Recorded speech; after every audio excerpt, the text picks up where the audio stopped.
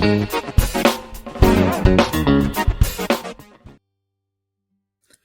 everyone, in this video I'm going to talk about my experiences starting a business and some of the lessons that I learned from it.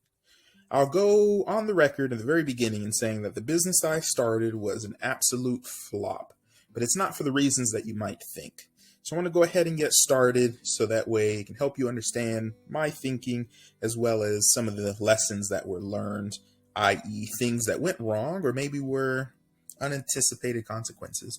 So to get started, I just Googled an article on how to start up a business.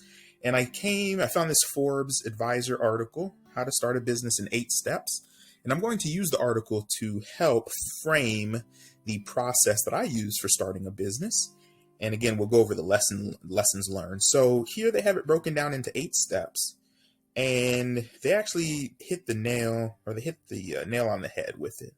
So I'm going to go ahead and get started. It says, have the right mindset. So in 2021, after, it was a crazy year, the pandemic was still going on, obviously, and I had the idea that I wanted to start a business. I was not sure what the business would look like. I had some ideas, but I was not 100% sure of what I wanted the business to focus on or to be about. So what I decided to do was to just do some research and mindset. I knew that I wanted to start a business, and of course it's easier said than done, right? So taking step number 1 as far as consistency, it's funny because I just read a book on habits. I believe it was Atomic Habits. Great book. Would advise anybody to read it. And had some useful habits being created, was able to focus my time a little bit differently than I had spent it before. So I had the time available and I was ready to push through and start something. So they give some advice here. It says some business owners dive in head first without looking and just make things up as they go along. Then there are business owners that stay stuck in the analysis paralysis and never start. Now, the good thing is I actually scoured the internet looking at articles like this prior to getting started. And the good news was that I was ready to move forward. I was literally pedal to the metal. Let's do this. Let's go. So that took me to step 2, which is refining your business idea. And these questions that they have here are actually pretty good questions. They're not, exhaustive, but they provide a good starting place for thinking. And that first one's, what do you love to do? What do you hate to do? Can you think of something that would make those things easier? And for me, I really focused on the first one. What do we love to do? Or what do I love to do? And of course, being in education and a teacher, it really was a no-brainer that something around education would be a winner because I have extensive knowledge, as do you. If you're a teacher, you have extensive knowledge of your craft, right? So it only makes sense to stick with what I knew. There are some things I do for hobbies, for example, maybe buying and reselling things or, working or trading in the stock market, things like that. But that's not really solid business ideas. And instead of learning something new, I decided I'm going to go ahead, stick with what I know. So that took me into the next space here. I really wanted to know what the competitors in the market was for some of the ideas. So initially I had the idea of possibly starting a publishing company. So I did exhaustive research into that. And then the other idea was running a tutoring company. And this one actually was what I settled on. I settled on creating a tutoring company. So now that I was able to narrow my focus, right, because you can have a million different ideas, but I was able to narrow it down. And really the focus of it was going to be to find a way to provide an affordable tutoring option for parents and families, especially coming out of the pandemic. That's especially important because we're seeing learning gaps in schools that will take decades to close, right? So providing this would be a great option for families as well as teachers that might be interested in making additional money, right?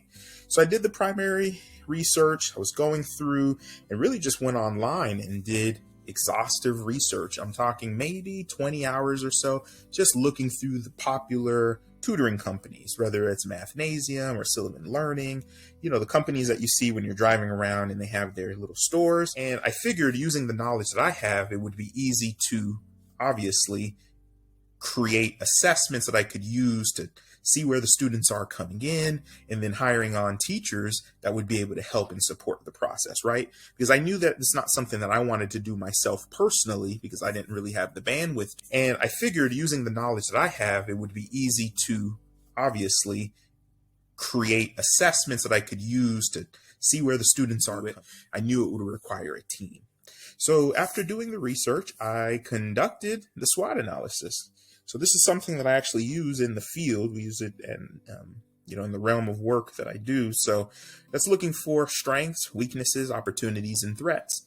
And by doing that, you're able to really lay down the facts and ideas and, almost poke holes in the ideas to see what becomes, what's left after you take it through the SWOT analysis. So then that led me to step 4, and that was creating the business plan. Now, there's obviously several business plans out there. There's abundance of them. And I just found a simple template that kind of walked me through the steps that I would need to do. So I completed the executive summary. Again, it was helpful that these were things I was already doing, as an educator for some of the projects I'd worked on previously. So executive summary, created that. A company description, created that. My market analysis, what I did was I took the research I'd conducted and just set it up in charts and graphs, and then an organization and structure, and I'll talk about that in a minute. Mission and goals, right? We are very much familiar with our mission and vision statements. So creating a SMART goal, this actually worked out perfectly, right? Because this business planning was building on some of the things that we already do as educators. Then coming up with a description of how the business would operate and the service that would be provided. Again, the nice thing is that when people hear what a tutoring or a tutor, they have an idea of what that means. They may not know the specifics of your company, but they know that it's somebody that's going to help their child excel or be enriched in their learning. And then the background summary as a part of the business plan, again, taking a compilation of those research articles and looking at trends in the industry, coming up with the marketing plan. And this was going to be done using Facebook Marketplace and some of the local forums, and the financial plan. And that was going to be, how much money was set aside for this particular project. And I will say that in starting this company, obviously I went through all of these different pieces, and the plan was for it to be a success, obviously. And one of the key features of the company that was really enticing in my development of it was the idea that it was going to be done virtually, and we were going to stay within the state. So that was my idea of starting small. We're going to stay state specific. That way we can hire teachers from that state, and we can use some of the inside information that we have, right? As educators, we know the teachers that would be willing to do some of this work, but then also would be able to provide positive outcomes for students. And this was important because in looking at the research, I was finding that a lot of parents were paying a lot of money and getting a variety of results, right? So not every tutoring company is built the same.